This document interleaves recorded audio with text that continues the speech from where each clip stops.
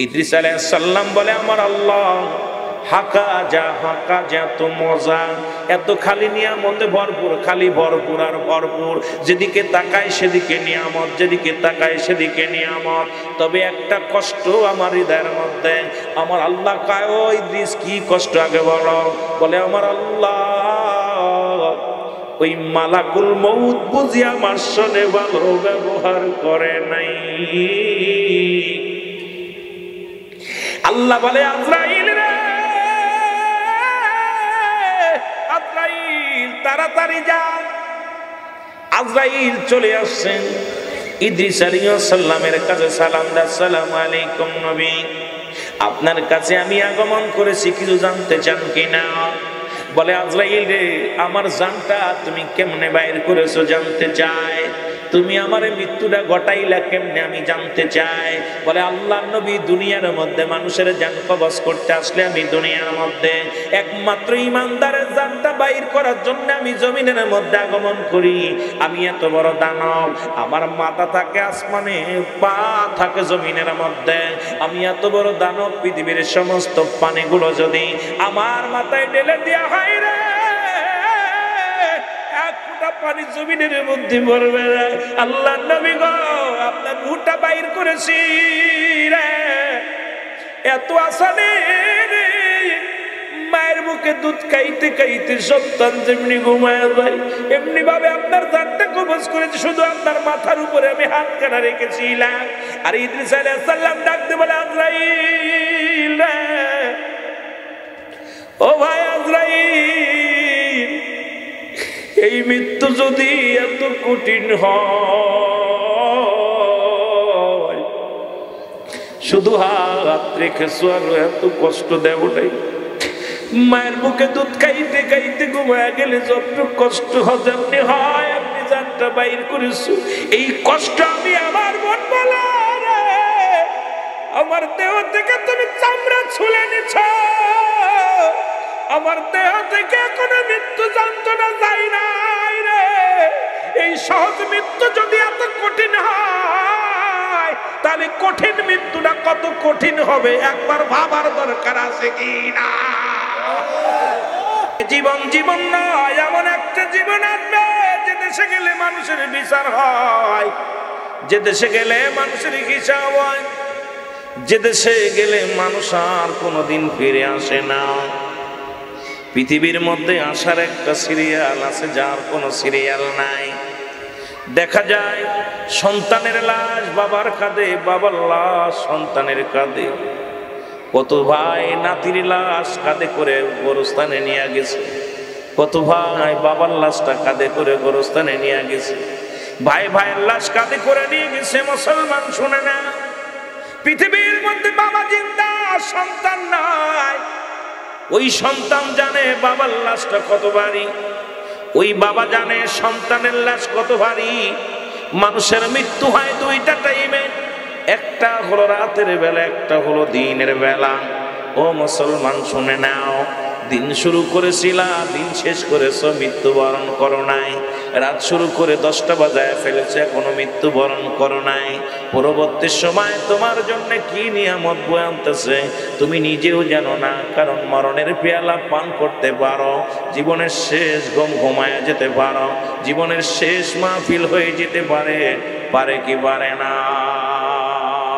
ও তোর পিছে পিছে ঘুরছে সমন, তোর পিছে পিছে ঘুরছে সমন, কোন দিন গলায় পড়বে ভেরি,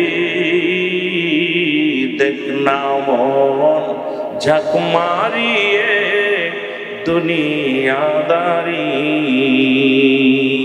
আমাদের কুষ্টিয়ার লালন শাহ এটা বলছে, কুল্লু নাফসিন যায়কাতুল মাউত, আলা ইন্না ওয়াল্লাহি লা ইয়ামুত।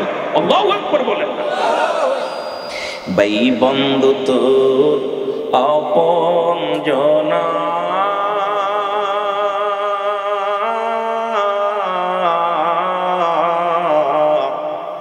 মরলে সঙ্গে কেউ যাবে না, মন তোমারি। কত যার জন্য কত চুরি করলাম, সুদ খাইলাম, ঘুষ খাইলাম, সব কিছু কইরা থাকলো, আমার আপনার জন্য কেউ নাই। যাই করো আর তাই করো রে মন,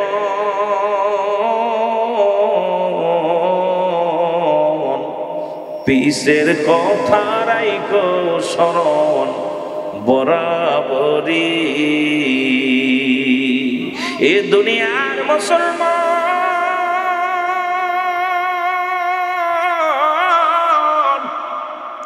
মানুষের তিনটা বিপদ, নাম্বার 1 হলো মানুষের মরণ। এই মরণের পেয়ালা পান করতে হবে, এর মধ্যে কোনো সন্দেহ নাই। নাম্বার 2 হলো কবর, কবরে যেতেই হবে। এই কবর বলতে কত মানুষ দুনিয়ার মধ্যে পানিতে ডুবে মারা গেলে মুসর ত্রাণ দিতে যাইয়া কুমিল্লা বুড়িচঙ্গের জমিনে দেখলাম কত লাশ। ও মুসলমান শুনে নাও, একটু মাটি দেওয়ার জন্য কাকুতি মিনতি করেন, কলা গাছের উপরে ভাসায়া দিয়ে লিখে রাখছো, আমার ভাইয়েরা যদি কোনো হৃদয়বান মানুষ থাকেন, যদি কোনো ব্যক্তির নজরে পড়ে বাবার লাশটা, এই বাবার লাশটা দাফন করে দিবেন, মায়ের লাশটা দাফন করে দিবেন, বোনের লাশটা দাফন করে দিবেন। একটু মাটিও ছিল না, আল্লাহ কখন বন্যা দিয়া এই বন্যার পানিতে এলাকার মানুষগুলো ভাসায় দিছে রে মুসলমান। গভীর মনোযোগ, একটু দিলের কান্ডা লাগা শোনো। যাদের হাঙ্গর কুমিরে খাইলো তাদের কবর কোথায়? যারা আগুনে পুড়ে মারা গেল তাদের কবর কোথায়? যাদেরকে মুসলমান বাগে খাইলো তাদের কবর কোথায়? যারা আগুনে পুড়াইয়া শেষ করে দিল তাদের কবর কোথায়? কবর বলতে বোঝায় মানুষের মৃত্যুর পর থেকে শুরু করে কিয়ামত পর্যন্ত জগৎ থেকে কবর বলা হয়। 3 নাম্বার বিপদ হলো কিয়ামতের ময়দান। এই একটার পর একটা বিপদ আসবে প্রতিটা মানুষের মুসলমান। তার মধ্যে 1 নাম্বার হলো মরণ। এই মরণ নাই কার কার? একটু হাত দেখতে চাই, কার কার মরণ নাই?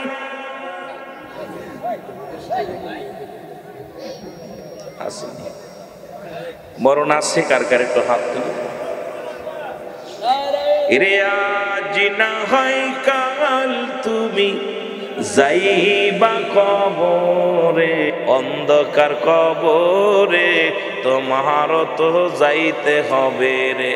ও ভাই আজ না হয় কাল তুমি, আজ না হয় যাইবা কবরে, যাবার কালে দেখবে চেয়ে গো তোমার সবই রইল, যাবার বেলায় দেখবে চেয়ে। আহা, কত টাকা কত পয়সা দুনিয়ার মধ্যে অন্যায় পথে উপার্জন করলা, কত টাকা সুদ খাইলা, ঘুষ খাইলা, পরের জমি আত্মসার কইরা সইসা নিলাম, রাতে কত মানুষকে সন্ত্রাসী করলা, ডাকাতি করলা, পরের মাল হরণ করলা, কত না মানুষের মনে কষ্ট দিয়া। ও বান্দা, তুমি সম্পদের পাহাড়ে করলা, যাবার বেলা একবার সে দেখো কিচ্ছু নিতে পারো নাই।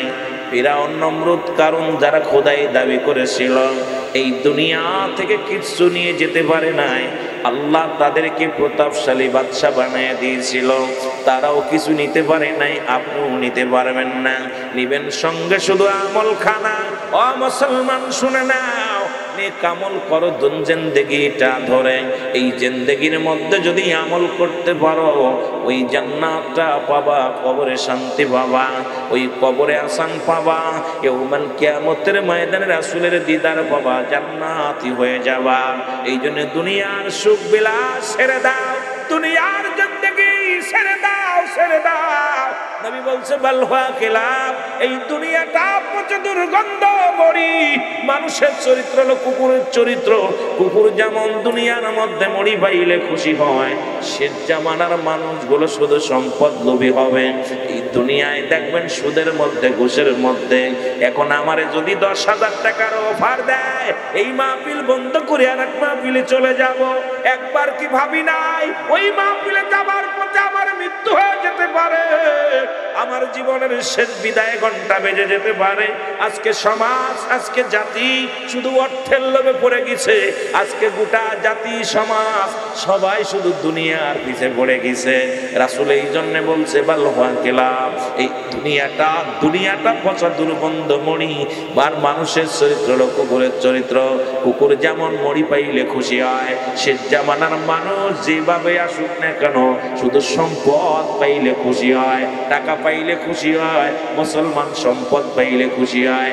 একবার কি চিন্তা করার দরকার, এই দুনিয়ার কোনো কিছু নিতে পারবো না, সব পড়ে থাকবে। জোরে জোরে বলেন ঠিক কিনা? নবীজি বইলা গেছে যেই জামানার মানুষগুলো এমন লোভী হবে, 42-40 বছর 60 বছর হায়াত এর মধ্যে সুদে লাগাইতেছে, ঘুষ খাইতেছি, এরপরে পরের জমির হাতাল খেলতেছি। দেখা যায় যত চুরা কারবার দুর্নীতি কিছু করতেছি। একবার আপনার আমার বাবার দরকার, যেইগুলো কার জন্য করতেছি, কার জন্য তুমি করলা? যে ছেলের জন্য করলা ওই ছেলে তোমার নয়, যে বিবির জন্য করলা ওই বিবি তোমার নয়। এ মুসলমান, এ যার জন্য তুমি করলা কেউ তোমার নয়। ছেলে তোমার বিরোধিতা করবে, মেয়ে তোমার বিরোধিতা করবে, বাবা তোমার বিরোধিতা করবে, বিবি তোমার বিরোধিতা করবে। ওই বিবি তোমারে চিনবে না, তোমার ভাই তোমারে চিনবে না, তোমার মা তোমারে চিনবে না, সন্তান আদি কেউ চিনবে না। তুমি যদি আমল ছাড়া কবরে আসো, কবর কিন্তু শান্তি পাবা না। এই জন্য আমি আপনাদেরকে বইলা যাই, দুনিয়ার মানুষ শুনে নাও, এ জীবন জীবন নয়, এমন একটা জীবন আসবে যে দেশে গেলে বিচার হয়, হিসাব হয়। সেই দেশের পুঁজি করার দরকার আছে কি না? একটু মহব্বতের সঙ্গে দুরূদ শরীফ পড়েন। আল্লাহুম্মা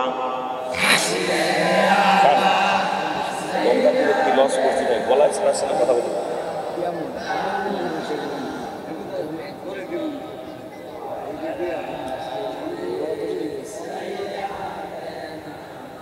আমার মরণ আসিবে কখন কেউ তো জানি না। আমার আমি চলে যাব, আমায় তোমরা ভুইলা যাইও না। আমি চলে যাব, আমায় তোমরা না। আমার মরণ আসিবে কখন কেউ তো জানি না। আমার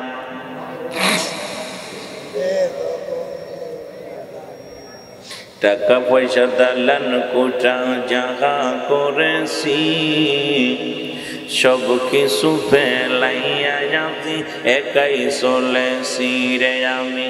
সব কিছু ফেলাইয়া যাচ্ছি, একাই চলেছি। আমি যাবার কালে ভেবে দেখি আমার কেহ নাই। আমি যাবার কালে সাউন্ড দাও, আমার কেহ নাই। আমার মরণ আসিবে কখন কেউ তো জানি না।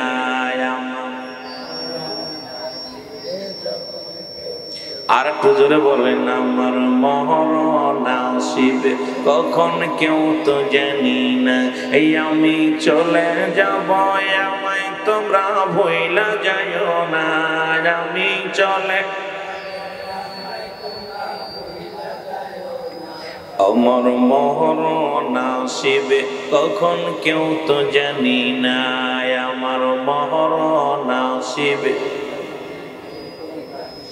এই পৃথিবী চিরদিনই থাকার জায়গা নয়, অন্ধকার কবর যে তোমার আসল ঠিকানা রে মানুষ।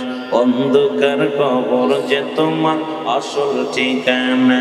এই আমি চলে যাব, আমায় তোমরা ভুইলা যাইও না।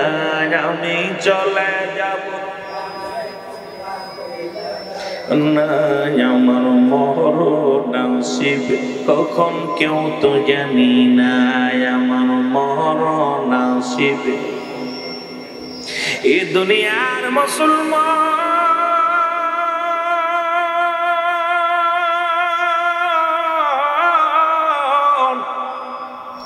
বলতেছিলাম, মৃত্যুর পেয়ালা, মরণের পেয়ালা পান করতে হবে গো।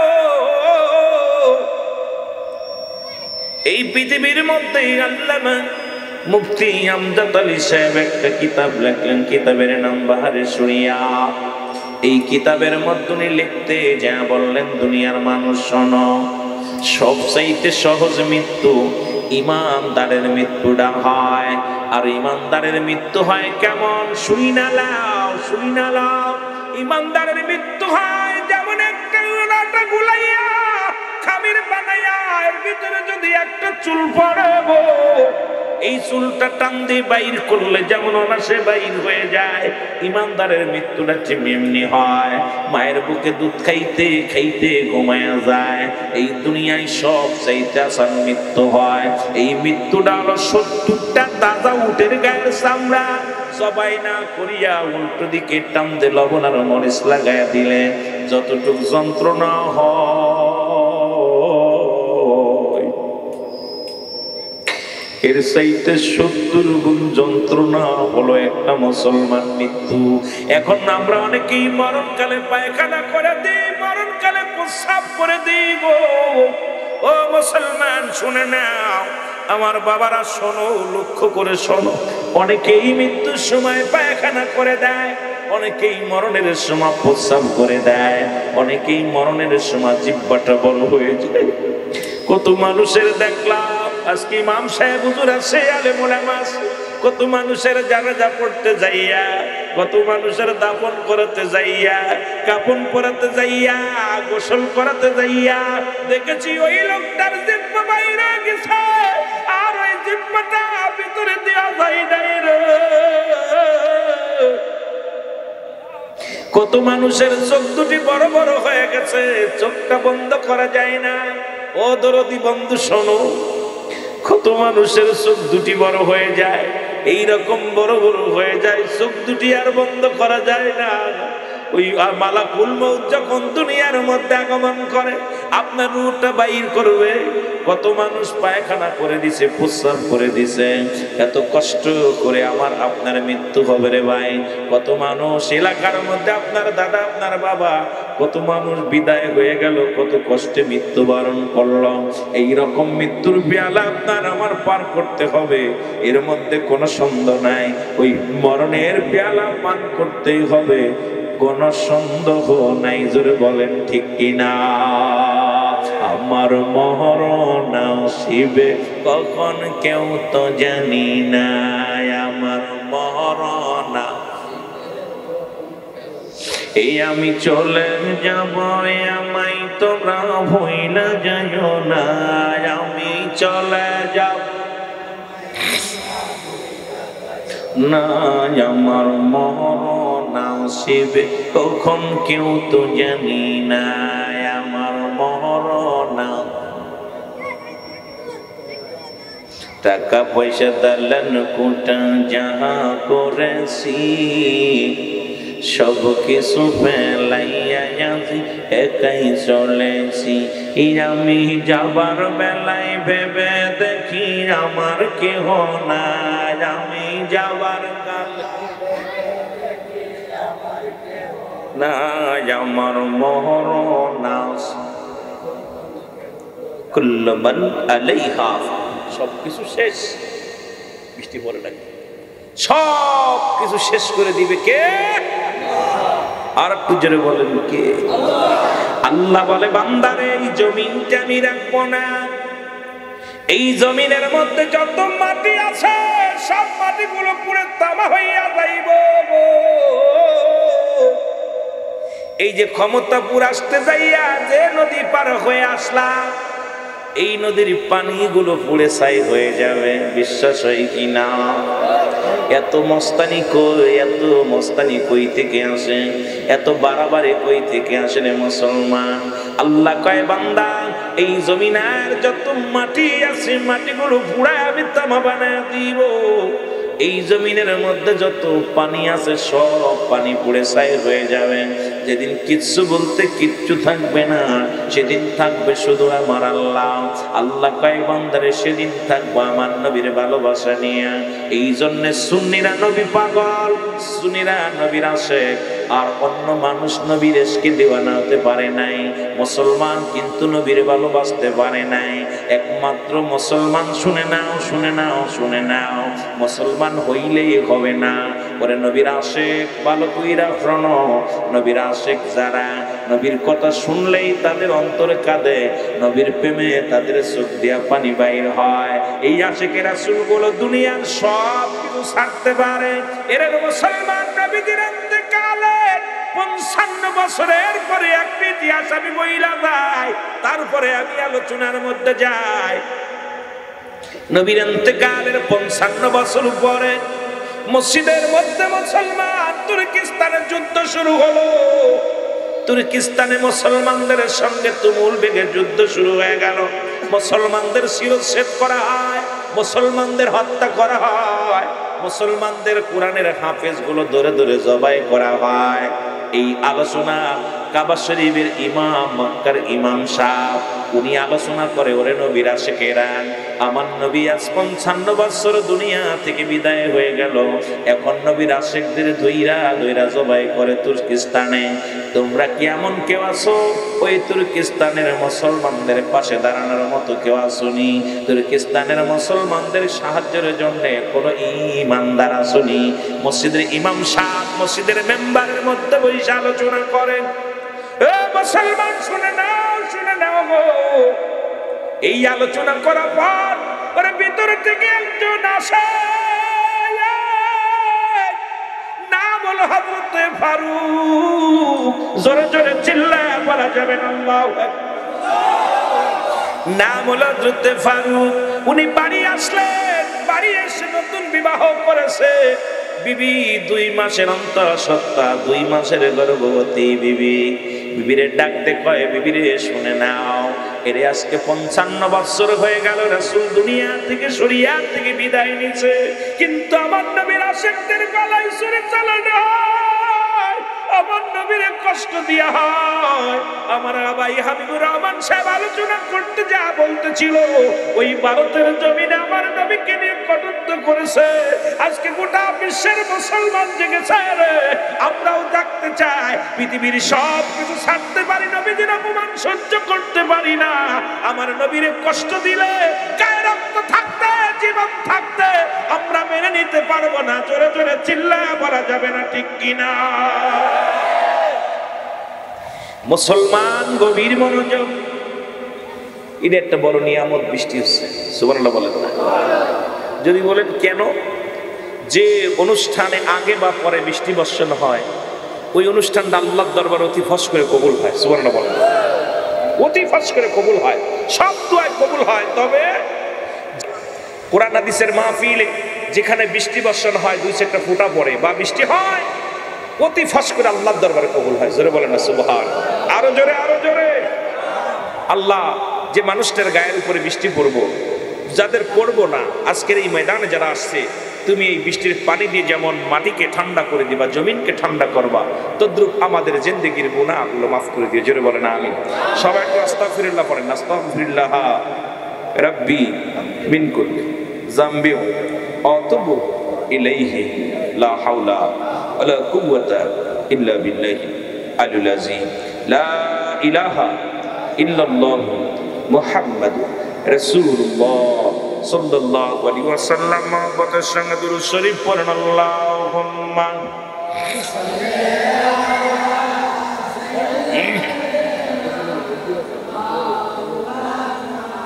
তিন দিয়া মারহাবা মারহাবা। মহব্বতে ওয়ালা আলী সাইয়্যিদিনা। আল্লাহ আমার কিছু ভালো লাগে না, মন হইয়াছে এর মনে চাই উড়িয়া যাইতাম সোনার মদিনায়। ভালো মনে চাই উড়িয়া যাইতাম। আরো জোরে বলেন, আল্লাহ আমার কিছু ভালো লাগে না, মন হইয়াছে এর মনে চাই উড়িয়া যাইতাম সোনার মদিনায়, বলো মনে চাই উড়িয়া যাইতাম। আল্লাহ যদি দিত পাখা,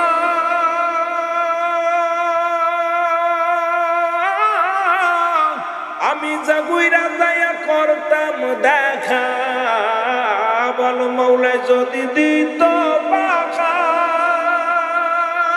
আমি উইরা গিয়া করতাম দেখা। আরে আমরা মোদের গরিব বলে যাইতে পারলাম না, আল্লাহ আমার কিছু মারহাবা।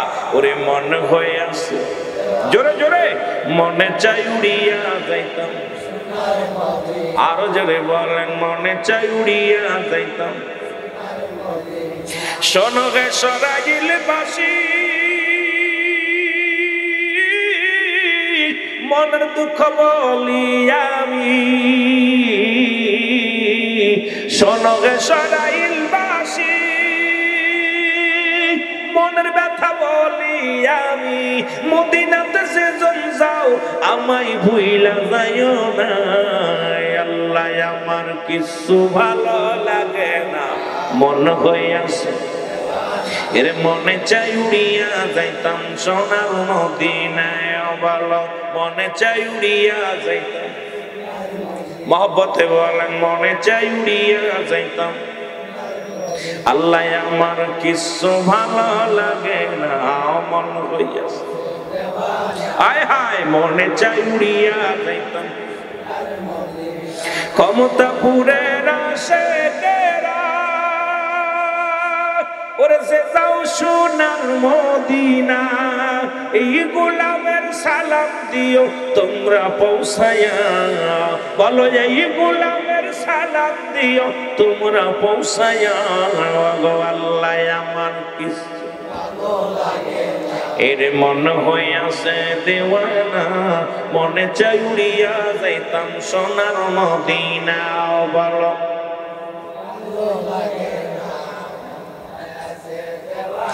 মনে চাই উড়িয়া যাইতাম। এ দুনিয়ার মুসলমান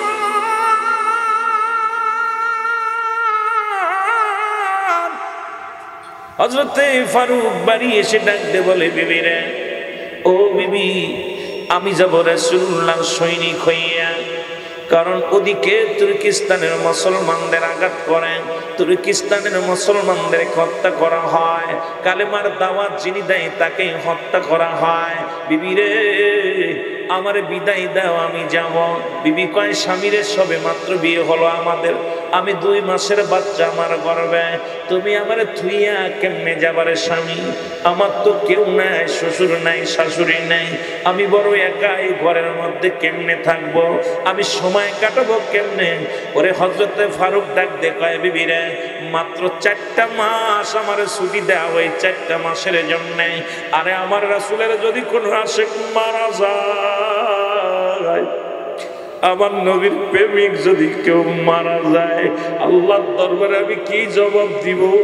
আমি একজন যুবক মানুষ, আর আমার মুসলমান ভাই মারা যায়, আমার মুসলমান আমার ইমানদার ভাই মারা যায়, নবীর প্রেমিকেরা মারা যায়, আমি ফারুক কেমনে করে ঘুমাই রে? বিবি আমারে বিদায় দাও।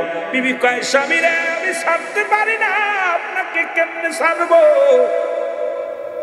আপনি ছাড়া আমার জীবন অসাল, আপনি ছাড়া আমি কেমনে থাকবো? অনেক বুঝাইয়া বিবিরে সান্ত্বনা দিলেন, বুঝাইলেন।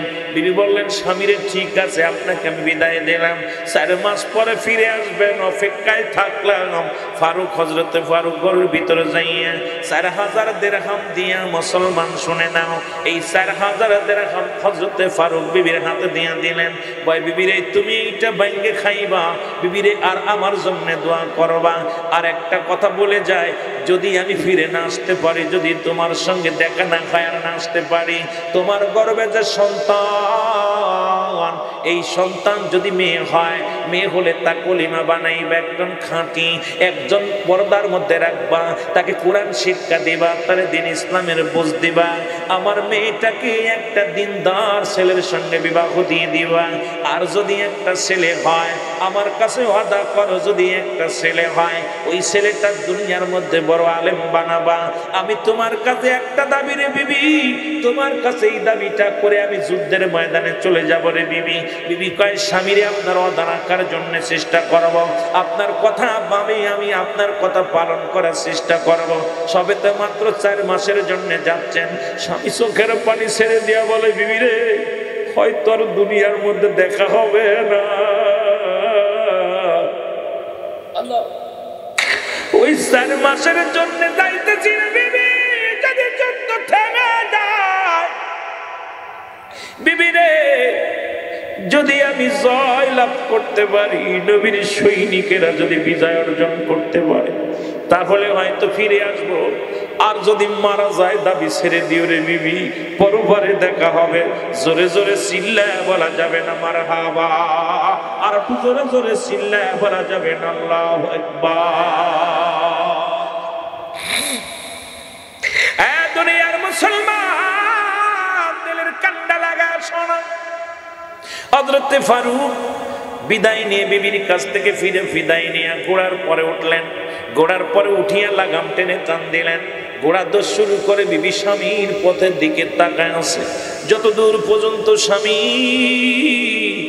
স্ত্রীর চোখের দৃষ্টি যায়, বিবি তাকায় রইলেন ঘরের দরজায়। স্বামীর অপেক্ষা। আল্লাহ, স্বামীকে বিদায় দিলাম, স্বামী যেন সহি সালামতে ফিরে আসে।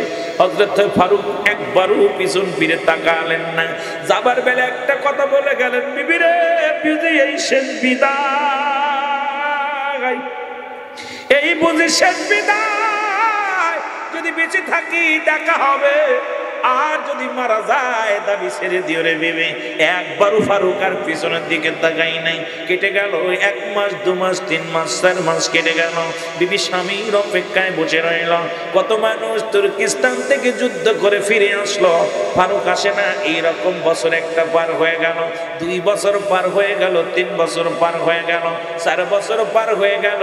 বিবি কান্দে, ঘরের মধ্যে বয়া বয়া কান্দে, আর চোখের পানি ফেলায় বলে, আল্লাহ, আমার স্বামী 4 মাসের জন্য গিয়েছে, 4 মাসের জন্য। বছর 5টা পার হয়ে যায়, এখনো ফিরে আসে না। এইরকম করতে করতে 27 বছর পার হয়ে গেছে। জোরে জোরে চিল্লায়া বলা যাবে না আল্লাহু আকবার। এরে মুসলমান, 27টা বছর পার হয়ে গেছে। বিবি স্বামী আশা ছেড়ে দিছে। স্বামী বেঁচে নাই, হয়তো শাহাদাতের পেয়ালা পান করেছে, আর কোনদিন দেখা হবে না। 27 বছর পরে হযরতে ফারুক উনি ফিরে আসলেন দেশে। দেশে আসলেন 27 বছর পরে। দেশে যখন ফিরে আসলেন, এসে নিজের বাড়ি কোনটা নিজেই চিনতে পারে না। ও মুসলমান, শুনে নাও, 27 বছর পরে জুম্মার নামাজ পড়তে যাওয়ার জন্য, জুম্মার নামাজের দিনে হযরতে ফারুক জুম্মার মসজিদে গেছে। ইমাম সাহেব যখন আলোচনা করেন, হযরতে ফারুক পিছন থেকে বসে বসে খালি তাকায়, সন্তানটাকে দেখে। এত বড় আলেম, এত বড় আলেম। এইবার ফারুক ডাক দিয়ে বলে, এই বুঝি আপনাদের এলাকার সবচেয়ে বড় আলেম? এনার নাম কি গো? বাড়ি কই? বলে, বাড়ি এখানে। ওনার নাম হলো হযরতে রাবিয়া, রাবিয়া রাহমাতুল্লাহ আলাইহি। জোরে জোরে চিল্লায়া বলা যাবে না মারহাবা, আর একটু জোরে জোরে চিল্লায়া বলা যাবে না আল্লাহু আকবার। লোকজন ডাক দিয়ে বলে, দাদু, আপনার বাড়ি কই গো? আমার বাড়িও তো এই দেশে। বলে, আপনি বুঝি নতুন এসেছে, আপনি জানেন না ইনি কে? ইনি ইমাম মালিকের উস্তাদ। জোরে জোরে বলো মারহাবা। ইমাম মালিকের উস্তাদ, ইনার নাম হলো রাবিয়া রাহমাতুল্লাহ আলাইহি। বলে, উনি জগৎ বিখ্যাত আলেম। বলে, কি বলেন? এই মক্কা মদিনার বুকে সবচেয়ে বড় আলেম যিনি ইমাম মালিকের উস্তাদ। জোরে জোরে চিল্লায় বলা যাবে না সুবহানাল্লাহ। ওরে ফারুক চোখের পানি ছেড়ে কান্দে, বলে, আল্লাহ, আমার সন্তান যদি বেঁচে থাকতো, হয়তো এত বড় আলেম হতো। মনে মনে জল্পনা কল্পনা করে, আর আল্লাহ, আজকে আমার বিবি কি বেঁচে আছে, আমার সন্তান কি বেঁচে আছে জানি না রে আল্লাহ। আল্লাহ, ও আমার মালিক,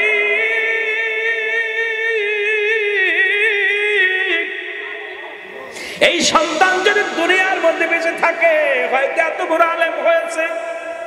আবার চিন্তা করে হারে মো এই 27 বছরে বিবি হয়তো অন্যের সঙ্গে ঘর করতেছে, না মারা গেছে জানি না, আমার বাচ্চা ছেলে হয়েছে না মেয়ে হয়েছে জানি না, কি মনে মনে জল্পনা কল্পনা করি। কিন্তু খুঁজতে খুঁজতে বাড়ি খুঁজে পায় না। কিন্তু এই বাড়ির নিশানা ঠিক আছে। 7-8 বছর পরে হঠাৎ করে লাগাম ধরলেন, চারিদিকে প্রাচীর করা, এবং এই লাগাম ঘোড়ার লাগাম ধরে টান মারলেন, ঘোড়াটা লাফ দিয়ে যায় ভিতরে প্রবেশ করলেন। আর ওই ভিতরে শুয়েছিলেন হযরত রাবিয়া আলাইহিস সালাম। জোরে জোরে চিল্লায় বলো মারহাবা।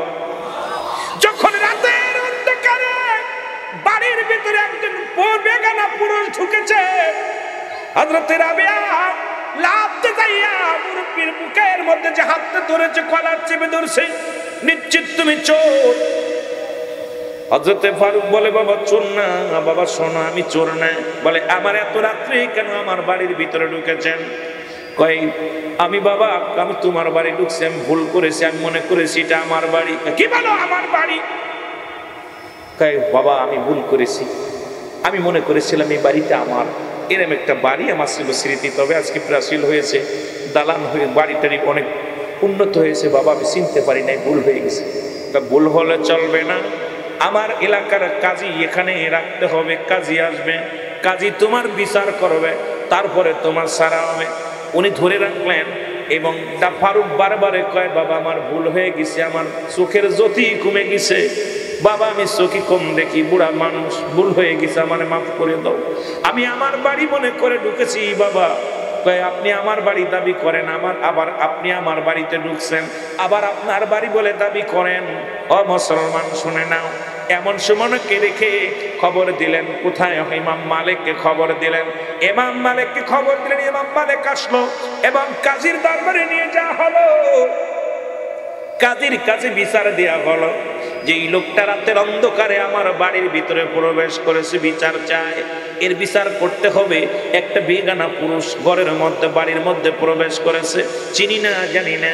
এবার ওনাকে জিজ্ঞাসা দাদু ভাই আপনার বাড়ি কই গো? কয় আমার বাড়ি এই মদিনায়। বলে কিসের? আপনি কি বলেন আপনার বাড়ি মদিনা? এর আগে তো দেখি নাই। আপনি বলেন বাড়ি এখানে, কেন আপনাকে তো দেখি নাই। বলে শোনেন আমার নাম হলো হযরতে ফারুক, আমি তুর্কিস্তানে আজ থেকে 7-8 বছর আগে যুদ্ধের কথা বলেছিল ইমাম সাহেব মসজিদের মধ্যে বইয়া। রাসূলের সৈনিকদের সঙ্গে যুদ্ধ শুরু হয়েছে বেঈমান মুশরিক কাফেরদের সঙ্গে।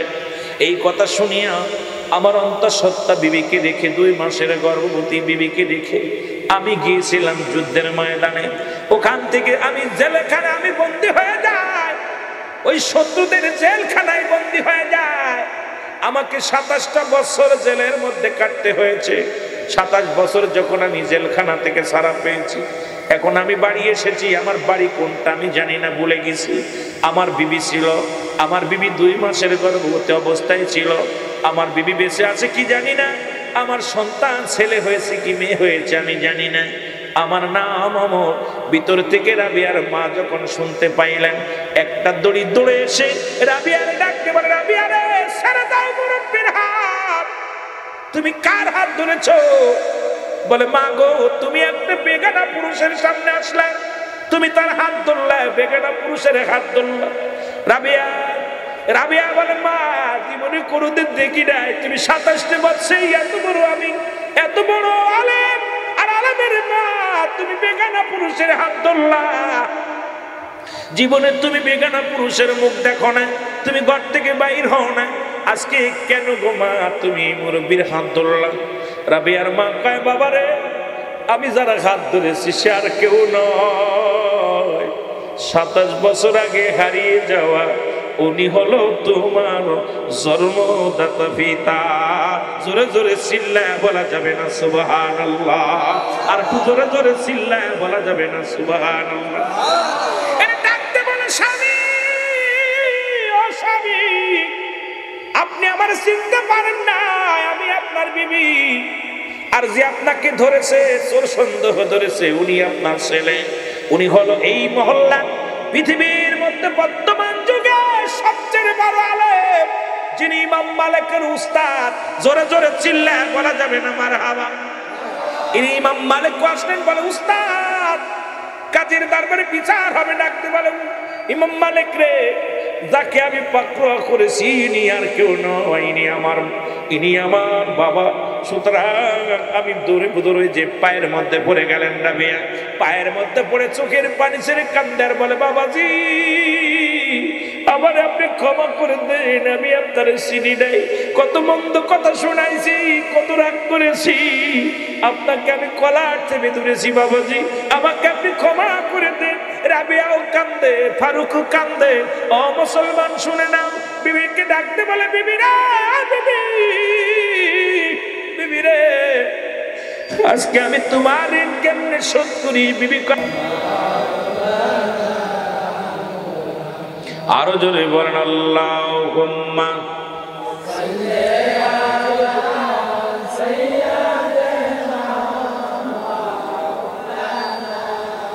ওয়ালা আলি সাইয়্যিদিনা। আমি অনেক আলোচনা ছিল, আলোচনাটা নিয়ে কথা বললে 2 ঘন্টা কাটিয়ে দিতে পারতাম, সংক্ষিপ্ত আকারে বললাম। বলার একটাই কারণ হলো সারা বিশ্বের বুকে রাসূলকে নিয়ে কটূক্তি হয়, আমার নবীকে নিয়ে ব্যঙ্গ করে সিনেমা করা হয়, আমার নবীকে গালি দেওয়া হয়। মুসলমান বসে থাকার সময় নাই, কখন যেন জিহাদের ডাক আসে তখন রওনা হতে হবে। কারণ আমার রাসূলের অপমান মেনে নেওয়া যাবে না, আমার রাসূলকে কষ্ট দিলে মেনে নেওয়া যাবে না। দুনিয়ার মধ্যে ঘর ছাড়তে হবে, বাড়ি ছাড়তে হবে, স্ত্রী ছাড়তে হবে, পরিবার পরিজন ছেড়ে দিব, রাসূলের অপমান আমরা মেনে নিব না। জোরে জোরে বলেন ঠিক কিনা? যে কোনো মুহূর্তে ডাক আসতে পারে, আপনারা কি যাইতে প্রস্তুতি আছেন কিনা? আল্লাহ আমার জন্য না, আমার বাবার জন্য না, যাইতে হবে রাসূলের প্রেম নিয়ে অন্তর ধারণ করে। কারণ ভারতে যেভাবে ওরে বাবারে বাবা দেখলাম যে ভারতের একজন আমার নবীকে নিয়ে কটূক্তি করার কারণে ভারতের ওই আপনার সেই এত পরিমাণ মানুষ রাস্তায় নেমেছে, বাংলাদেশেও অনেক স্লোগান দিয়েছে। আমরাও চাই যে কোনো মূল্যে আমার নবীজির শান, আমার নবীজির একটা কথা আমার মনে পড়ে গেল হঠাৎ করে। রাসূলুল্লাহ একদিন রাস্তা দিয়ে যাইতেছে, রাসূলের এক সাহাবী বলতেছে হঠাৎ করে, উনিও সাহাবী ছিলেন, বলতেছে মক্কার ছেলেরা দুষ্ট। কি বলছে? মক্কার ছেলেরা দুষ্ট। আমার নবীজি 3 দিন 3 রাত হয়ে গেছে ওনার সাথে কথা বলে না। যখনই ওই সাহাবী সামনে আসে, নবীজি মুখটা বেজার করে নেয়, নবীজি মুখটা ফিরায় নেয়। তখন বলতেছি ইয়া রাসূলুল্লাহ, ইয়া হাবিবাল্লাহ, আমি কি অন্যায় করেছি? আমারে মাফ করে দেন। আমি আজ 3 দিন দেখি আপনার সামনে আসলেই আপনি মুখটা ঘুরিয়ে নেন। আমার নবী বলতেছে তুমি না বলছো মক্কার ছেলেরা দুষ্ট, আমিও তো মক্কার ছেলে, সুতরাং তুমি তো বলছো মক্কার ছেলেরা দুষ্ট। তাহলে ইহা দ্বারা প্রমাণ হয় যে আমার নবী মক্কাকে নিয়ে কথা বললে নবী আঘাত পেয়েছে, কষ্ট পেয়েছে। আজকে সেই নবীকে আঘাত যারা করে আমাদের অন্তরে কষ্ট লাগে না, ব্যথা লাগে না, আমি মনে করি ওইটাই মুনাফিক। জোরে বলেন ঠিক কিনা? ওইটাই মুনাফিক। কারণ মুনাফিকের ধারা হলো রাসূলকে নিয়ে কটূক্তি করলে হাসি দেওয়ার। ভাই এখান থেকে আমরা কিছু করার নাই, ঠিক আছে, তবুও মনে মনে হিংসা করবো, আল্লাহ তুই জালিমদেরকে তুমি হয় শেষ করে দাও, নাই হেদায়েত দান করো। আমার নবীকে যারা কষ্ট দেয় আল্লাহ তাদেরকে তুমি হেদায়েত দান করো, না হয় তাদেরকে শেষ করে দাও। জোরে বলেন ঠিক কিনা? এটাও কি পারবো না? কথা বলেন, এটাও কি পারবো না? আমরা কাউকে গালি দিতে চাই না, কাউকে মন্দ বলতে চাই না, রাসূলকে ভালোবাসি, এর জন্য এটা আমাদের অপরাধ। তাতে যদি আমাদের জেল হয়, ফাঁসি হয়, সব মেনে নিব, বিনিময়ে রাসূলকে চাই। জোরে বলেন ঠিক কিনা? একটু মহব্বতের সঙ্গে জিকির করেন লা ইলাহা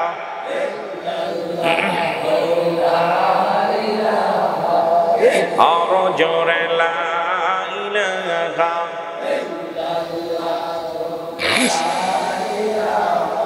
মহব্বত লা ইলাহা লা ইলাহা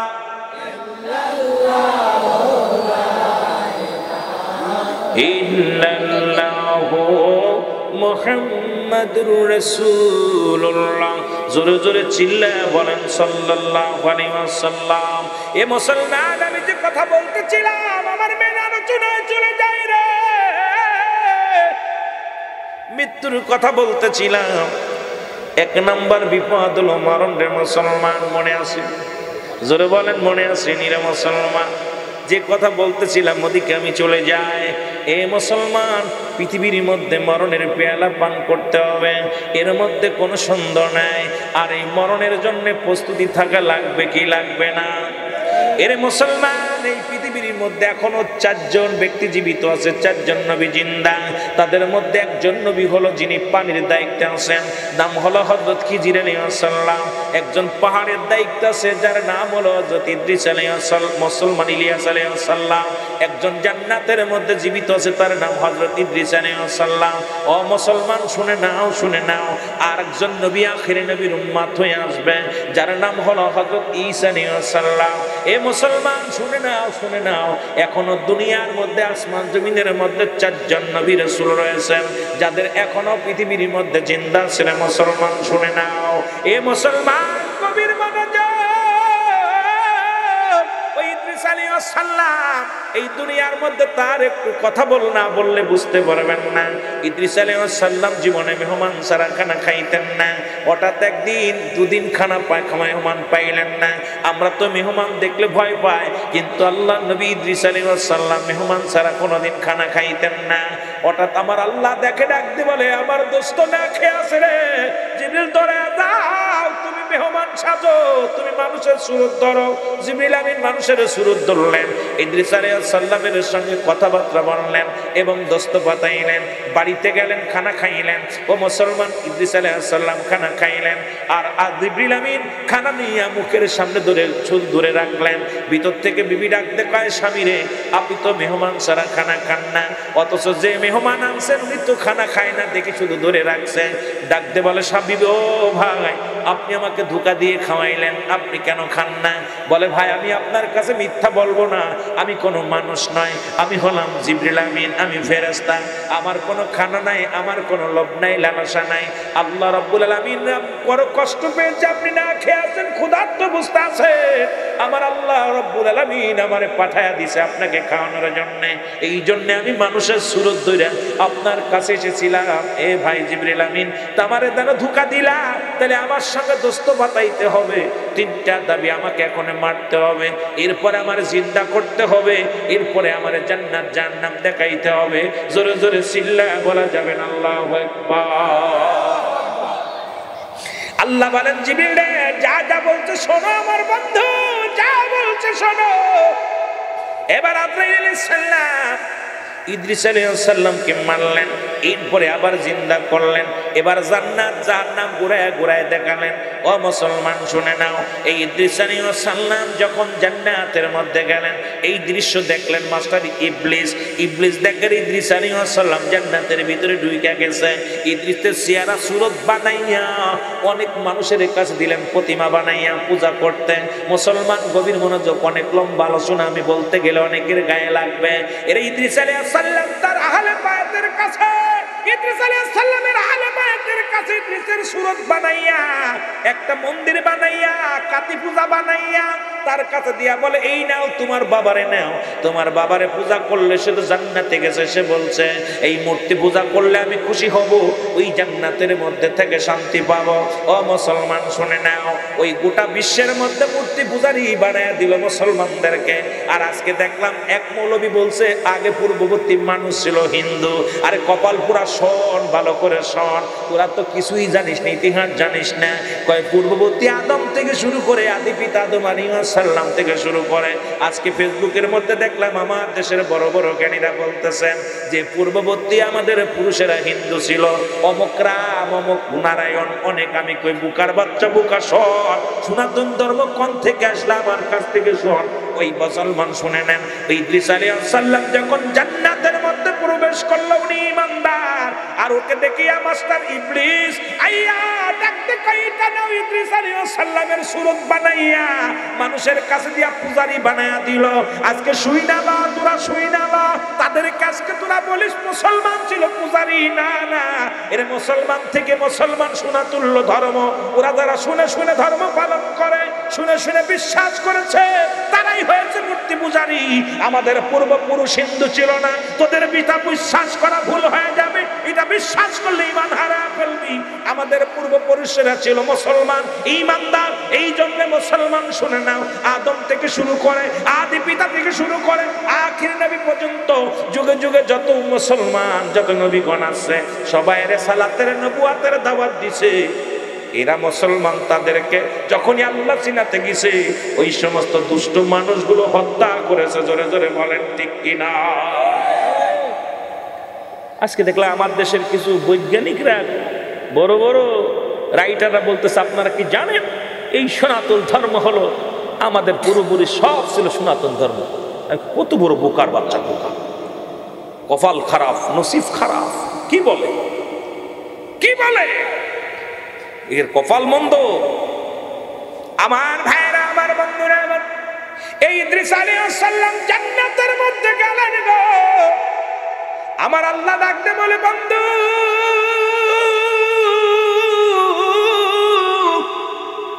তুমি জান্নাতের ভিতরে যাইয়া কেমন লাগলো গো? আমার নিয়ামত কেমন? কারণ ঈমানদারদের জন্য রেখেছে। আল্লাহ বলেন, উইদ্দাতুলিল মুমিনিন।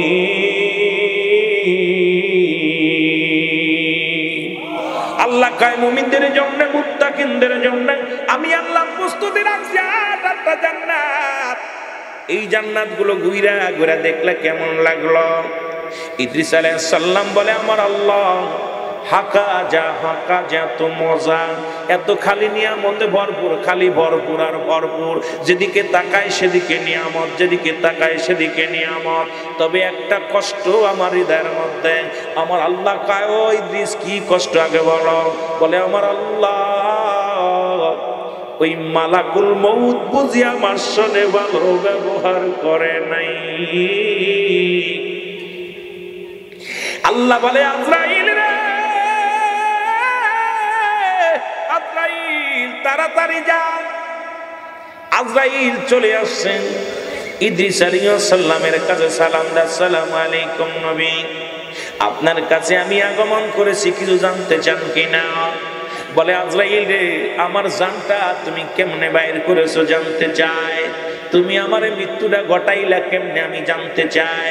বলে, আল্লাহ নবী, দুনিয়ার মধ্যে মানুষের জান কবজ করতে আসলে আমি দুনিয়ার মধ্যে একমাত্র ঈমানদারের জানটা বাইর করার জন্য আমি জমিনের মধ্যে আগমন করি। আমি এত বড় দানব, আমার মাথা থাকে আসমানে, পা থাকে জমিনের মধ্যে। আমি এত বড় দানব, পৃথিবীর সমস্ত পানিগুলো যদি আমার মাথায় ঢেলে দেওয়া হয় রে, পানি জমিনের মধ্যে পড়বে না। আল্লাহ নবী গো, আপনার রূহটা বাইর করেছি রে, এত আসানে রে। মায়ের মুখে দুধ খাইতে খাইতে সন্তান যেমনি ঘুমায় যায়, এমনি ভাবে আপনার জানটা কবজ করেছি। শুধু আপনার মাথার উপরে আমি হাত কাটা রেখেছিলাম। আর ইদ্রিস আলাইহিস সালাম ডাকতে বলে, আজরাইল রে, ও ভাই আজরাইল, এই মৃত্যু যদি এত কঠিন হয়, শুধু হাত রেখেছো আর এত কষ্ট দেব নাই। মায়ের মুখে দুধ খাইতে খাইতে ঘুমায় গেলে যতটুকু কষ্ট হজমনি হয়, আপনি জানটা বাইর করেছো। এই কষ্ট আমি আমার মন বলা রে, আমার দেহ থেকে তুমি চামড়া ছুলে নিছ, আমার দেহ থেকে এখনো মৃত্যু যন্ত্রণা যায় নাই রে। এই সহজ মৃত্যু যদি এত কঠিন হয়, তাহলে কঠিন মৃত্যুটা কত কঠিন হবে একবার ভাবার দরকার আছে কি না? আজরাইল, আমাকে তো সহজ মৃত্যু দিছো, তাই যদি এত কষ্ট হয়, তাহলে কঠিন মৃত্যুটা কেমনে হবে? আমার ভাই, কেউ সারা পাবো না, কেউ সারা পাবো না রে মুসলমান। পৃথিবীর স্রষ্টার মৃত্যু নাই, সৃষ্টির মৃত্যু আছে। সমস্ত জাতি যেদিন শেষ হয়ে যাবে, আজরাইলের জানটাও, ওই রূহটাও দেয়া লাগবে, নিজের জানটা নিজে বাইর করে দেওয়া লাগবে। ছাড়া পাবে না, সম্ভব হবে না। যিনি স্রষ্টা তার মৃত্যু নাই, সৃষ্টির মৃত্যু আছে, তারপর এত মস্তানি, এত কেন মাহাবাদুরি করো রে মুসলমান? এত কেন হট্টগোল করো, এত কেন বাড়াবাড়ি করো? এই জীবন জীবন নয়, ওই কবরের জীবনের চিন্তা করো। ধরে ধরে বলেন ঠিক কিনা? আমার মরণ শিবে কখন কেউ তো জানি না। আমার আরো যদি বলেন, আমার মরণ শিবে কখন কেউ তো জানি না। আমি চলে যাব, আমায় তোমরা ভুইলা যাইও না। আমি চলে যাব, আমার মরণ শিবে কখন কেউ তো জানি না। আমার মরণ, টাকা পয়সা দালান কোটা জাগা করেছি, সব কিছু ফেলাইয়া যাবি, একাই চলেছি রে আমি। সব কিছু ফেলাইয়া যাবি, একাই চলেছি। আমি যাবার কালে ভেবে দেখি আমার কেহ নাই। আমি যাবার কালে নাই, আমার মরণ শিবে কখন কেউ তো জানি না। আমার মরণ এ দুনিয়ার মুসলমান,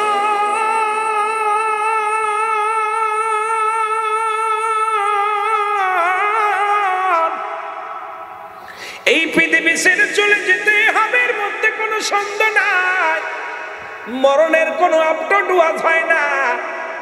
কত রাজা, কত বাদশা, ফিরাউন, নমরুদ, এরা খোদায় দাবি করেছিল, তারাও দুনিয়া থেকে চলে গেছে। এটা অস্বীকার করার মতো ক্ষমতা কারণ নাই।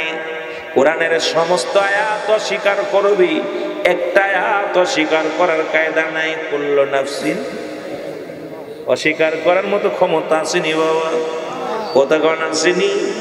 সবাই জানি, হিন্দুরাও জানে, বৌদ্ধরাও জানে, খ্রিস্টানেরাও জানে, নাসারারাও জানে, পৃথিবীর মধ্যে নাস্তিকরাও জানে যে এই মরণের পেয়ালা পান করতে হবে। তারপরও ঘুষ ছাড়তে পারে না, তারপরও সুদ ছাড়তে পারে না, জিনা ছাড়তে পারে না, অন্যায় ছাড়তে পারে না, নামাজ পড়ে না, রোজা রাখে না, হজ করে না, যাকাত দেয় না। কারণ কিরে মুসলমান, ওই বেঈমান মুনাফিকদের জন্য তো প্রস্তুতি করে রাখছে আমার আল্লাহ। আল্লাহ বলেন,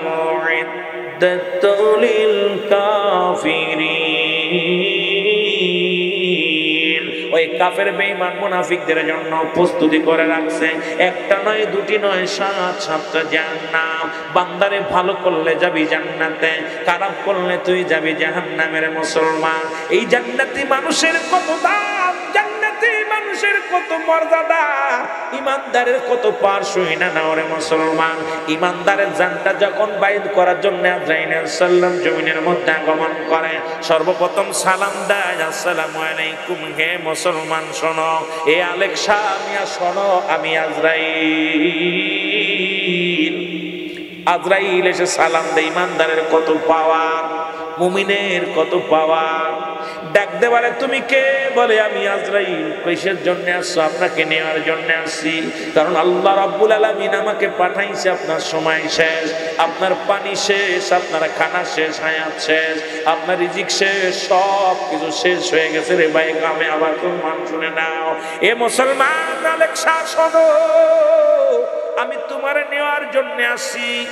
বলে আজরাইল রে, আমারে তুমি নিতে আসছো? আজরাইল শুনে নাও, শুনে নাও, আমার মাওলার ইবাদত করি, আমি বন্দেগী করি। ইমানদারের পার কেমনে শুনে নাও। কই ইমানদার ডাক দিয়ে বলবে, আজরাইল তুমি কোন জায়গা দিয়ে যাবা?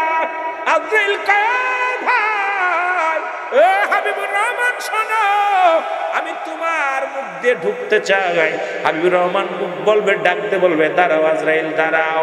এই মুখ দিয়ে কোনোদিন আমি গাজায় টান দিই নাই, এই মুখ দিয়ে কোনোদিন একটা বিড়ি টান দিই নাই, এই মুখ দিয়ে কোনোদিন আমি কাউকে গালি দিই নাই, এই মুখ দিয়ে কাউকে আমি ফাইসা কথা বলি নাই, এই মুখ দিয়ে আমি কোরআন পড়েছি, এই মুখ দিয়ে আমি আল্লাহর জিকির করেছি, এই মুখ দিয়ে আমি দুনিয়ার মধ্যে বাবারে ডাকছি, এই মুখ দিয়ে নবীর দরুদ পড়েছি, এই মুখ দিয়ে আমি তোমারে ঢুকতে দিতে পারি না। আজরাইল দাঁড়ায় যাবে, ডাকতে বলবে আজরাইল, আজরাইল ডাকতে বলবে তোমার পা দিয়ে প্রবেশ করব। ইমানদার ডাকতে বলবে, কি বলবে শুই না নেন। আজরাইল রে দাঁড়াও দাঁড়াও, এই পা দিয়ে ঢুকতে দিতে পারি না। আমার এই পা দিয়ে যখন জান্নাতের বাগানের সংবাদ শুনতাম, আমি পাগলের মতো ছুটে যাইতাম। মসজিদে আজান দিলে আমি ছুটে যাইতাম, স্বামীর কর্ম করতাম, স্বামীর সংসার করতাম। যখন আজান দিত দৌড়াইয়া ওযু করে যাইয়া মসজিদে জামি ছুঁয়ে ঘরের মধ্যে যে নামাজ আদায় করতাম। আমার এই পা দিয়ে কোনোদিন সিনেমার হলে যাই নাই, এই পা দিয়ে কোনোদিন গানের প্যান্ডেলে যাই নাই, এই পা দিয়ে কোনোদিন মদের প্যান্ডেলে যাই নাই, জুয়ার প্যান্ডেলে যাই নাই। এই পা দিয়ে তোমারে ঢুকতে দিতে পারি না রে আজরাইল। আজরাইল ডাকতে বলবে আজরাইল। এটা কোন দুর্গন্ধ না, একটু মহব্বতের সঙ্গে জিকির করলা ইলাহা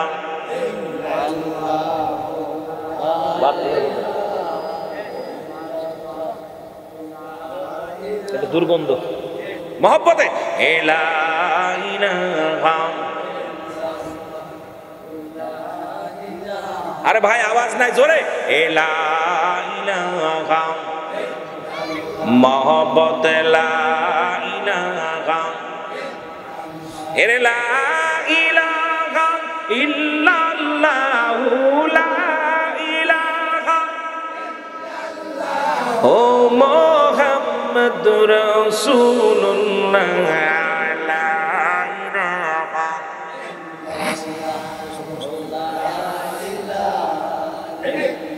এ দুনিয়ার মুসলমান শুনে নাও, যে কথা বলতেছিলাম তেলের কান্ডা লাগা শোনো। আজরাইল চলে যাবে, হাতের কাছে হাত বলবে আজরাইল দাঁড়াও। আমার এই হাত দিয়ে কোনোদিন গানের প্যান্ডেলে দান করি নাই, যেখানে কোরআন হাদিসের মাহফিল হইতো ওখানে দান করতাম, আল্লাহর ঘর মসজিদে দান করতাম, মাদ্রাসায় দান করতাম, অসহায় মানুষের মেয়ের বিয়ে হয় না সেখানে দান করেছি, রাস্তাঘাট করেছি, আমি স্কুল কলেজ করেছি, দুনিয়ার মধ্যে উন্নয়নের কাজ ইসলামের জন্য আমি দান খয়রাত করেছি। কোনোদিন মদের প্যান্ডেলে টাকা দিই নাই, জুয়ার প্যান্ডেলে যাই নাই, পতিতালায় যাই নাই, এই টাকা দিয়ে আমি নষ্ট করি নাই। এই হাত দিয়ে তোমারে ঢুকতে দিতে পারি না। আজরাইল দাঁড়াও। আজরাইল চলে যাবে, মুসলমান শুনে নাম চোখের কাছে, চোখ বলবে আজরাইল দাঁড়াও। আমার এই চোখ দিয়ে কোনোদিন বেগানা মহিলা দেখি নাই, আমার এই চোখ দিয়ে কোরআন পড়েছি, এই চোখ দিয়ে আলেম ওলামারে দেখেছি, এই চোখ দিয়ে মা বাবারে মায়ের নজরে দেখেছি। মুসলমান শুনে নাও, এই চোখ দিয়ে দুনিয়ার কোনোদিন সিনেমার হলে যাই নাই, এই চোখ দিয়ে কোনোদিন বেগানা মহিলার নাচানাচি দেখি নাই, অন্যায় কিছু দেখি নাই। আমার এই চোখ দিয়ে তোমার ঢুকতে দিতে পারি না। ও মুসলমান চলে যাবে মাথার কাছে আজরাইল। আজরাইল ডাকতে বলে মাথা দিয়ে ঢুকবো, কয় না ঢুকতে দিব না। এই মাথা দিয়ে আমি আল্লাহর সিজদা করেছি জমিনের মধ্যে, এই পৃথিবীর অন্য কারো সিজদা করি নাই, একমাত্র আমার মওলার সিজদা করেছি মাথা দিয়া। এই মাথা দিয়ে আমি তোমার ঢুকতে দিতে পারি না। আজরাইল আলাইহিস সালাম দ্বারা থাকবে, আল্লাহ ডাকতে বলবে আজরাইল জানটা কি বাইর করছো আল্লাহ, এমন লোকের কাছে পাঠাইছো এ তো কোনো জায়গাতে ঢুকতে দিতে দেয় না। ইমানদারের পার কেমন দেখেন, মুমিনের পার কেমন, কোনো জায়গাতে ঢুকতে দিতেছে না। আল্লাহ বলে জানটা নিতে কইছিলাম কয়টায়, কয় 10টায়, এখন বাজে কত, কয় 10টা 1 মিনিট, খবরদার আয়ো ফিরে আয়ো, জানটা নিও না, সম্ভব না। আল্লাহ আমি জোর করে নিব, জোর করে ঢুকা যাবে না, আয়ো ফিরে আসো, যাও জান্নাতে যাও, জান্নাতটা 8টা জান্নাত নিয়ে যাও, 7টা জাহান্নাম তাকে দেখাও, এই জান্নাতের শুভ সংবাদ দাও যে দুনিয়ার জিন্দেগি ছেড়ে দিলে ইন্তেকালের পরে সুখ শান্তির একটা জায়গা আছে, এই জায়গাটা দেখাও তাকে। বলে নিয়ে আসলে দাঁড়াও, আমার বান্দা ওই ইমানদার জান্নাতের পাগল না, আমার বান্দা ছিল আমার পাগল, আমার নবীর পাগল। সুতরাং জান্নাতের গায়ের মধ্যে লেখো আল্লাহু আকবার, মাঝখানে লেখো লা ইলাহা ইল্লাল্লাহু মুহাম্মাদুর রাসূলুল্লাহ সাল্লাল্লাহু আলাইহি ওয়াসাল্লাম। আদলে সাল্লাম নিয়ে চলে আসবে, আইনা বল বান্দা আইনাও জান্নাত, আমি জান্নাত চাই না, এই দেখো কত সুন্দর জায়গা, বালাখানা দেখো, সব নারী পাবা, পুরুষ পাবা, যা চাইবা, টাকা পয়সা, ধন দৌলত, খাবার দা, যা চাইবা সব পাবা। আমি কিচ্ছু চাই না, আমি চাই আমার মাওলারে। সুবহানাল্লাহ বলেন। কারে চাই? আরো জোরে বলেন, কারে চাই? আল্লাহরে চাই। এইবার আদর আলাইহিস সালাম বলবে, এই নাও, তুমি আল্লাহরে চেয়েছো, দেখো। তখন উনি পড়বে আল্লাহু আকবার, বড় হক করে লেখা থাকবে আল্লাহু আকবার। এইবার লেখা থাকবে কি দেখবে? লা ইলাহা ইল্লাল্লাহু মুহাম্মাদুর রাসূলুল্লাহ। সঙ্গে সঙ্গে বান্দা যখন চোখ দিয়ে ছায়া পড়বে, আদর আলাইহিস সালাম ইমানদারের চোখ দিয়ে প্রবেশ করবে। ইমানদার দুইটা জায়গাতে বেশি পড়ে আজরাইল, হয় চোখ দিয়ে, না হলে মুখ দিয়ে। কারণ চোখ দিয়ে যখন ছায়া দেখে তখন ইমানদারের চোখ দুইটা বড় বড় করে তাকায়। আর যখন কালেমা পড়ে, ওইটা পড়লে পারে মুখটা নাড়ে, আর মুখের ভিতর আজরাইল ঢোকে। এইবার আদর আলাইহিস সালাম ঢুকবে, ঢুকে সমস্ত অঙ্গ প্রত্যঙ্গ আস্তে আস্তে শুকিয়ে যাবে, পায়ের বল কমে যাবে, হাতের বল কমে যাবে, সমস্ত অঙ্গ প্রত্যঙ্গ যখন শুকিয়ে যাবে, ভিতরে থাকবে রুটা এই জায়গা থাকবে, দরপর দরপর দরপর করবে। আজরাইলকে ডাকবে, আজরাইল দাঁড়াও, আমার আপনজনদের দেখানি। সবার দেখা যখন হয়ে যাবে, ইমানদার অনায়াসে কালেমা পড়তে পড়তে ঘুমায় যাবে। জোরে বলেন না সুবহানাল্লাহ। আর একটু জোরে বলেন আল্লাহু আকবার। এই ইমানদারের মৃত্যুটা এত আসানে, আর বেঈমান মুনাফিকদের মৃত্যু এমন কঠিন হবে, আদর আলাইহিস সালাম উপর থেকে এমন একটা হুক্কার মারবে, যা দেখে উনি ভয়ে আতঙ্ক হয়ে যাবে। দেখবেন ওই মৃত্যুর সময় এদিক ওদিক ভাঙ্গাচুরা করবে, এরপরে এদিকে চাবে ওদিকে চাবে, জিবা বাইর হয়ে যাবে, লাফালাফি করবে, একদম পাগলের মতো করবে। কারণ আজরাইল এমন ভীতি দেখাবে, চোখ দুইটা বড় বড় করে তাকাবে, পাশে যারা বসে থাকে তারা ভয় পেয়ে যায়। অনেক সময় মৃত্যুর সময় গুংরায় উঠবে, এমন গুংরাবে, এমন ভাবে আপনার গুংরায় একদম জিব্বা টিব্বা বাইর কইরা, কারণ এত আতঙ্ক দিবে, এত ভয় দিবে, কলিজাটা ফেটে যাবে। আল্লাহু আকবার বলেন না। আমার ভাইরা, আমরা কি ইমানদার হতে চাই কি চাই না? আরো জোরে বলেন, চাই কি চাই না? ইমানদার হতে চাই। জোরে বলুন আল্লাহু আকবার। কি হতে চাই? ইমানদার। ইমানদার হলে রুহটা বাইর হবে অত্যন্ত আসানে, আর বেঈমান হলে অত্যন্ত গজবে রুহটা বাইর হবে। এরপরে মৃত্যুটা হওয়ার পর আপনার আমার লাশখানা নিয়ে কাফন দাফন করা, আপনার জানাজা গোসল করানোর পর এরপরে আপনার কি করবে? কাফনাবে, কাফনানোর পর জানাজা পড়বে, জানাজা পড়ে যখন কবরে রাখবে, অনেক লম্বা ইতিহাস। কবরে রাখার পর একজন ফেরেশতা আসবে, সর্বপ্রথম সেই ফেরেশতার নাম হলো নুমান ফেরেশতা। নাম কি? জেনে বলেন, কোন ফেরেশতা? মুসলমান গভীর মনোযোগ। আমরা জানি কবরের ভিতরে রাখলেন মনকার নেকির ফেরেশতা, সে নেক আমলগুলো লেখার জন্য, জানার জন্য। নারে বাজান না, বান্দা যখন কবরে শোবে, কবরে শোয়ার সঙ্গে সঙ্গে একজন ফেরেশতা আসবে, নাম তার নোমান ফেরেশতা। নোমান ফেরেশতা কবরের ভিতরে প্রবেশ করবে। হাতের ভিতরে থাকবে দুইটা কাগজ। মুসলমান এই কাগজটা হাতের মধ্যে ধরাইয়া দিয়ে বলে, বান্দা, দুনিয়ার মধ্যে তুমি কে আল্লাহর রূহ দিয়েছিল? আদর আলাইহিস সালাম জানটা বাইর করেছে মাওলার হুকুমে, আবার আমি মাওলার হুকুমে তোমার রূহটা দিয়ে দিলাম। কিয়ামত পর্যন্ত তোমার মরণ নাই, রূহ আসবে আর যাবে, হিসাব হবে তোমার কবরের মধ্যে। শুনে নাও বান্দা, ওঠো, উঠবে, এইবার উঠায় বলবে কাগজটা নাও। এই কাগজটা যখন হাতের মধ্যে দিবে, বলবে, বান্দা এটা কি? বলে, এটা তোমার নেকির কাগজ। কারণ এই 50 বছর 80 বছরের জিন্দেগি তুমি কি করেছো? কত রাকাত নামাজ পড়েছো, কত জায়গা ওয়াজ শুনতে গেছো, কত জায়গা তুমি দান খয়রাত করেছো, কত জায়গা তুমি ইমানি দায়িত্ব, ইমানি আলোচনা করেছো, সব কিছু তোমার ভিতরে লেখা থাকবে। ইমানদার পেয়ে বড় আশ্চর্য হয়ে যাবে, আনন্দিত হয়ে যাবে, বলবে এটা লিখে দাও। যার যার আমলনামা তার লেখা লাগবে। আমরা বলি কেরামান কাতিবিন, দুজন ফেরেশতা লিখে রাখে। নারে বাজান না, কারণ আপনার আমলনামাটা আপনার নিজ হাতে লেখা লাগবে। ফেরেশতা ডাকতে বলবে, নোমান ফেরেশতা ডাকতে বলবে, বান্দা লেখো। বলবে, আমি লিখবো কেমনে, আমার কাছে তো খাতা নাই। তখন সঙ্গে সঙ্গে কাপড়ের 3 টুকরা কাপড়ের কাপড় দেওয়া হয়। 1 টুকরা কাপড়ের কাপড় টান দিয়ে খুলে নিবে গা থেকে, আপনার আমার কাপড়ের কাপড় দেওয়া হয়। শুনে নেন, হাকিকতটা শোনেন। এই কাপড়ের কাপড়টা নিয়ে বলবে, বান্দা এই নাও, এটা হলো কাগজ, লিখে নাও। বলে, আমি কাগজ পাইলাম, এখন আমি কালি পাবো কই? বলে, বান্দারে শুনে নাও, কালি হলো তোমার, শুনে নাও, কলম তোমার, কলম হলো তোমার ডান হাতের শাহাদাত আঙ্গুল মোবারক, এটা হলো কলম।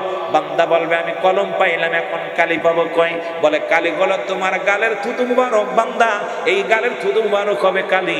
লেখা শুরু করবে, সেকেন্ডের ভিতরে লেখা হয়ে যাবে, মিনিটের ভিতরে লেখা হয়ে যাবে।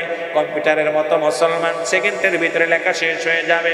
ইমানদার লেখা হয়ে গেলে এই কাগজটা ছিনিয়ে নিবে, আর এক টুকরা কাপড়ের কাপড় দিবে, ডাকতে বলে, বান্দা তুমি লেখো।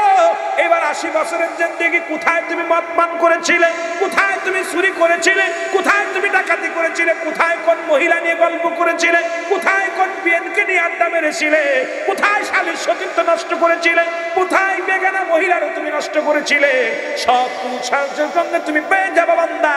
বল বান্দা তুমি লেখো, তখন চিৎকার মেরে কানবে আর বলবে আমি অন্যায় করি নাই, এই জুলুম করি নাই, নামাজ ছাড়ি নাই। এগুলো কেমনে? তবে বলে কত টাইম, কোন মিনিটে, কোন মাসে, কোন তারিখে। বান্দা তুমি কত সেকেন্ড সময়, কোন তারিখে, কোন সময় এই কম্পিউটারের মতো তোমার সামনে হাজির হয়ে যাবে। এমন আমরা আলোচনা করছি, আজকে ভিডিও হয়েছে, এইরকম আপনার সব কিছু ভিডিও প্লেস থাকবে, এটা সামনে হাজির করে যাবে। মুসলমান অস্বীকার করার মতো ক্ষমতা থাকবে না। তখন সঙ্গে সঙ্গে ডাকতে বলবে ও ফেরেশতা, আমার দেইগুলো আর লেখাস না রে, আমি লিখতে পারি না। ফেরেশতা এমন একটা তুমরুদ দিয়ে এমন একটা আঘাত মারবে রে, ও মুসলমান শোনো, শত শত গদ মাটির নিচেই চলে যাবে। আবার তাকে উত্তোলন করা হবে, ডান দিক থেকে চাপ দিবে বাম দিকে, বাম দিকে ডান দিকের হাঁটুগুলো বাম দিকে চলে যাবে, বাম দিক থেকে চাপ দিবে বাম দিকের হাঁটুগুলো ডান দিকে চলে যাবে, পা থেকে চাপ দিবে মাথার দিকে, মাথাটা চলে যাবে পায়ের দিকে, পা চলে আসবে মাথার দিকে, উপর দিকে চাপ দিবে নিচের দিকে চাপ দিবে। বান্দা একা একটা অন্যায় লেখাবে, যতক্ষণ পর্যন্ত তুমি লেখবা না এক একটা আঘাত করবে রে, এত জোরে চিৎকার মারবে। এই দুনিয়ার মানুষ শুনে নাও, কবরবাসীর ওই চিৎকার যদি দুনিয়ার মানুষ শুনতো, এই দুনিয়ার সঙ্গে সঙ্গে কিয়ামত হয়ে যেত। জোরে জোরে বলো আল্লাহু আকবার। এ মুসলমান শুনে নাও, আপনার সমস্ত বাদামলগুলো লেখা হবে। লেখার পরে এবার আপনার এই কাগজ দুটি আপনার কবরে লুটাইয়া, আপনার বুকের ভিতরে গলার ভিতরে মালা বানাইয়া রোমান ফেরেশতা বলবে গুড বাই, বিদায়, আমি গেলাম। বান্দারে 40 বছরের জিন্দেগি পেয়েছো, 80 বছরের জিন্দেগি পেয়েছো, 50 বছরের জিন্দেগি পেয়েছো, তুমি অন্যায় ছাড়তে পারো না, তুমি অন্যায় করেছো রে বান্দা। একটু পরে তোমার কবরের ভিতরে মানকার নেকির আসবে, তোমার এই আমল নামা দেখে তোমার বিচার হবে, ফয়সালা হবে রে বান্দা। এবার যখন বা ঢাকা আফসোস করবে বান্দা, তোমার আল্লাহ যৌবন দিয়েছিল, তোমার বুদ্ধি দিয়েছিল, জ্ঞান দিয়েছিল, কত মেধা দিয়েছিল, তারপরেও তুমি আল্লাহর সঙ্গে নাফরমানি করে এসেছো। সুতরাং ও বান্দা, এখন তুমি ধরা পড়ে গেছো, পালাবার কোনো জায়গা নাই, পালাবার কোনো উপায় নাই, পালানোর মতো কোনো পথ নাই রে বান্দা। এবার আসবে কবরের ভিতরে মুনকার নেকির আসবে, এসে আপনার আমল নামাটা দেখবে। কেউ কেউ বলে কবরের ভিতরে 3টা সওয়াল জবাব দিতে হবে, কেউ কেউ বলেন না না, ওই কবরের ভিতরে তোমার আমল নামাটা যখন দেখবে, বান্দা একটা জায়গা জান্নাতের দরজা খুলে দিবে জান্নাতি হলে, জাহান্নামের দরজা খুলে দিবে জাহান্নামী হলে।